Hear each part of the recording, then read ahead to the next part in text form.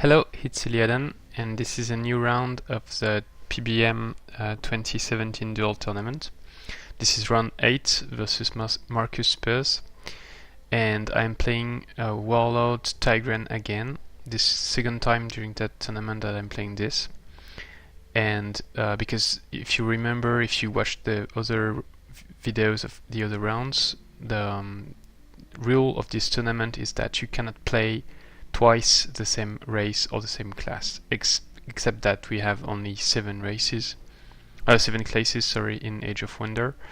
So after round 7 you can start again playing the races and classes that you played before. But I cannot play the class I played during round 7, which was Human Theocrat. So everything else was open.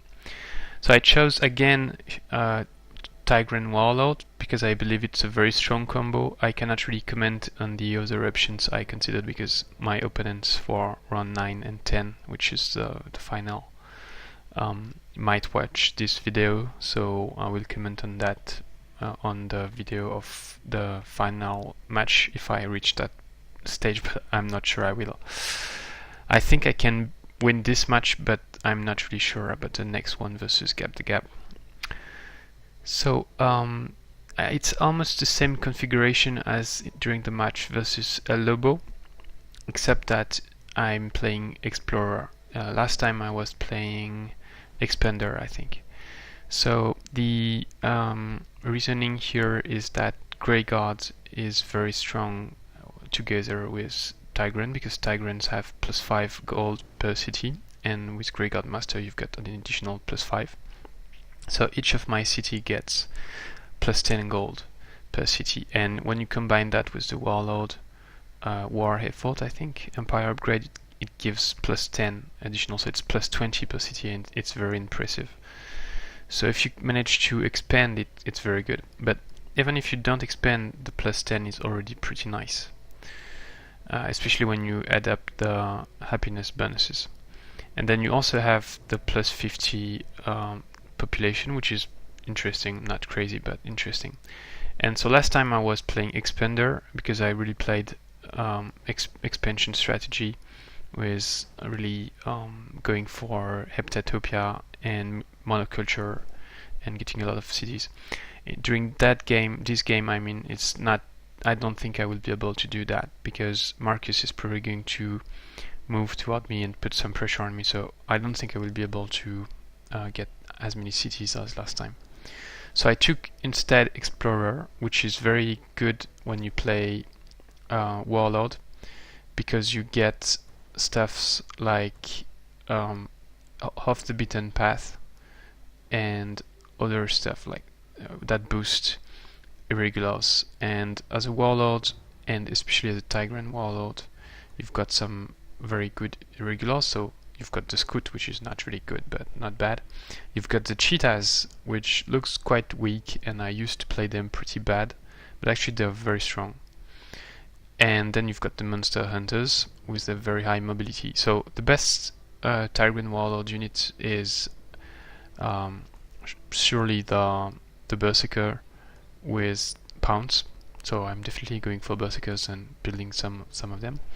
But the Monster Hunters are pretty nice too, because of their high mobility, and especially when I get Off the Beaten Path and other boosts, they get pretty nasty. And another big advantage of Explorer is that you get a base research, which is base skill Empire Upgrade, which is Explorer, and it gives +1 vision range to the cities. So here you can see I've got 2 axis vision range outside, and it's also pretty good to fight opponents. And the Irregulars can get vision range upgrade as an Empire Upgrade. So I can get a Scout with 4 axis vision range, which is pretty nice because the Scout itself is not that strong, but when you get 4 axis vision range, it's great. And then if I just level it up to Trooper, I can get 5 axis vision range, and then it's really good, like a Cherub or a Crow. Then, so I'm expecting Marcus to play Archdruid, High Elf, which is one of his strongest class wrath, I think, or Rogue or Theocrat, because that's the mind control classes, and I think he believes that only with the mind control classes you can win this tournament. He cannot play Necromancer because he played Necromancer last round during round 7. So with the Monster Hunters I have very good units versus animals, and if he plays AD then it's quite good. Also if because I've got Animal Slayer, if he Elemental Slayer versus the Shadow Stalkers and Lesser Shadow Stalkers, so that's quite good. And if he plays Theocrat then it's not as good, but it's not bad either. Then if we look at my hero, it's a Warlord, so he will get it doesn't have it now, but he will get Blood Brother, and that's one of the strongest ability to clear sites and also against the enemy. He also has, the Warlord has some of the best combat spells, so right now I don't have a good combat spell, unfortunately. Lion's Courage is nice because it gives strong will, but I don't have Last Stand or Steadfast Word, so I think I'm going to research Berserker, then maybe Off the Beaten Path, but more likely some combat spells. And then I also want Death March, which is also very, very, very strong. So I've got many good stuff with Warlord, like Death March, to get a surprise effect and move very fast, and including Scout Death March for the Scouts or for the Cheetahs. And also with Explorer you can get full vision of the whole map, which is the last skill of Explorer, and it can also be very useful if the match goes on for a long time. So I didn't do anything this turn, so I'm just describing my strategy. I didn't do any fights because here are some nasty stuff for a Tigran, which is Wisps and Apprentice, and the Tigrans have -1 resistance, so they've got only 7 resistance instead of 8 for normal Irregulars, and same for my leader and other units, so it means they take a lot of damage from elemental sources like Wisps and Apprentices, and they can get stunned pretty easily, so that's actually a pretty dangerous site for a Tigran Warlord. So I'd like to get a good hero before trying this site. Then so I explored a bit. I've got Iceberries here, so I went there with my cavalry, then took the Iceberries and then moved. I checked this area because I was concerned there would be some spawners, and indeed there is this Brigand hideout. So I'm going to clear that next turn. Then here is also a dangerous site, so I would really like to get the research, but I think it's a bit too dangerous for me, so I'm probably not going to do it. Instead I've got a very nice, very nice site here with 2 gold mines, great farm, very great for my objective of getting a lot of gold and expanding quickly, and it's very close to. So what I'm building is first a scout to try to get a unit to help me do splits, stuff like this, and also then get one melee upgrade and get vision range upgrade, and then go explore and try to harass Marcus, and also pick the mana and gold stash. I sent 1 cheetah here to check if the vassal was here, but it's not the closest independent city. So then I sent a second one here.